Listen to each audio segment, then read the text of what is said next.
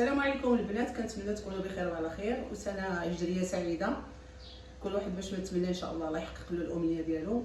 اليوم ان شاء الله بهذه المناسبه غادي نقدم لكم واحد الفلون بارد في متناول الجميع، وغادي نرجعوا نشوفوا المقادير.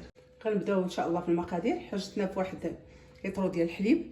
الفواكه اللي عندك موجوده يا تفاح يا بنان، انا عندي هنا مشماش والخوخ اللي درت، واحد الماكيه ديال البسكوي ولا جوج، السكر واحد 3 المعالق ولا 4 على حسب الحلاوه اللي بغيتي، 3 ديال الساشيات ديال الفلون ديال الفاني.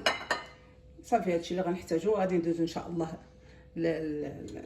كيفاش نديرو نخلطوه. حنا الحليب غادي نديرو فيه السكر، درت 4 المعالق، كل نسيطرو فيه 2 معالق باش ما تجيش حلوه. غادي نديرو فوق العافيه مع الساشيات ديال الفلون. وإلا ما عندكش الفلون تقدري ديري لا كريم باتيسير اولا النشا اللي عجبك، غير هذا كيجي شويه شاد راسو باش يشد لك، حيت ديريه في المول وتحطيه في صحن التقديم. غادي نردو فوق العافيه حتى يجيب الغليه ونتلاقاو. بعد ما غلينا الحليب كنحركوه واحد 2 دقائق ولا 3، ما نزربوش عليه، نكبوه في الاناء باش يلاه كيشد راسو شويه وكيتماسك. غادي ناخذوا الاناء، اي اناء اي مول كنديروا فيه البسكوي والفواكه اللي موجود عندنا.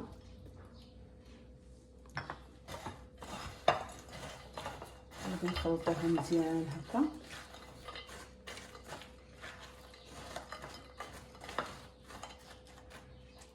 وغادي نكبو عليهم الفلون.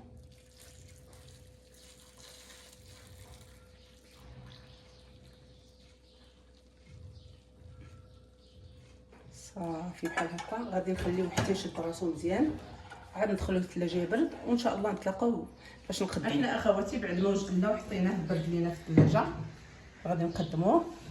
نقطع لكم واحد الطرف، كنتمنى تجربوه مع وليداتكم وعائلتكم.